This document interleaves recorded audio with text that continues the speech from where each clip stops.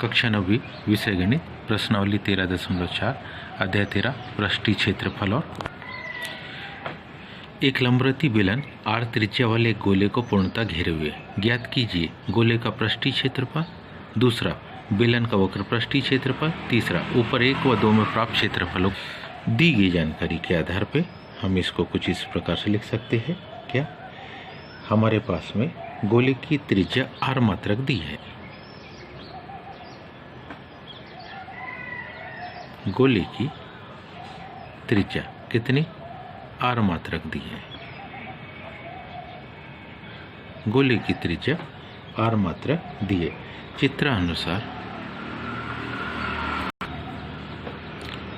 चित्र के अनुसार यदि हम देखेंगे तो यहाँ पर बेलन की त्रिज्या,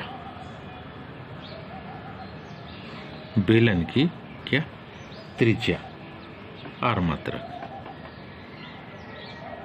बेलन की त्रिज्या बराबर इसे क्या हो जाएगी, वो हो जाएगी r मात्रक के बराबर।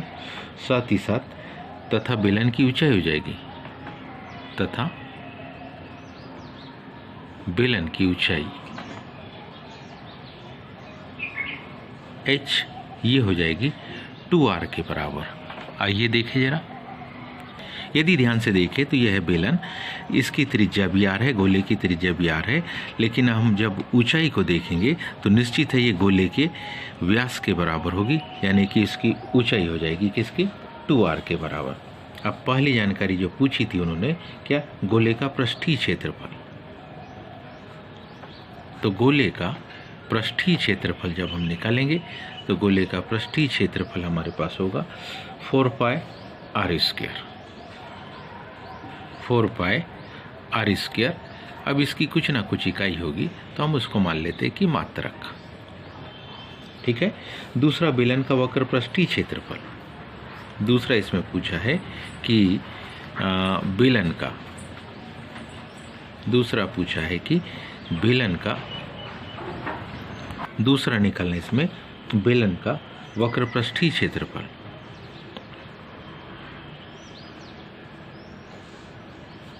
बेलन का वक्र पृष्ठीय क्षेत्रफल निकाल रहे, इसका सीधा सा मतलब है क्या, फार्मूला हमारे पास है क्या, 2 पाई RH। और h की माप को भी हम जानते हैं कि ये बेलन की ऊंचाई क्या होगी, 2r के बराबर होगी। तो क्या होगा, 2 पाई r इंटू 2r गुणा हो जाएगा, तो 2 दूनी 4 पाई r स्क्वायर। अतः बेलन का वक्र पृष्ठीय हम लिख सकते हैं, अतः क्या, बेलन का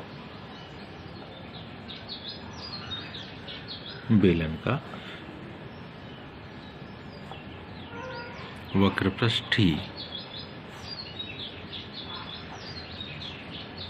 अभिष्ट जो क्षेत्रफल हमारे पास निकला है वो क्या है, 4 पाई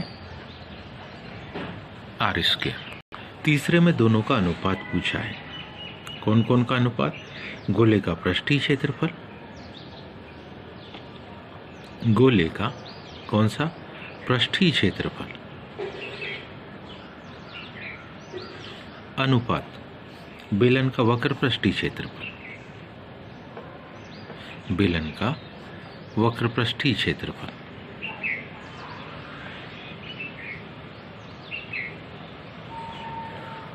जानते कि दोनों आपस में कैसे है, बराबर है। अगर दोनों आपस में बराबर है, 4 पाई r स्क्वायर अनुपात 4 पाई r स्क्वायर, तो ये दोनों एक दूसरे को काट देंगे। काटने के बाद अनुपात क्या आएगा, 1:1। तो हम लिख सकते हैं अतः दोनों पृष्ठों का, अतः क्या, दोनों पृष्ठों का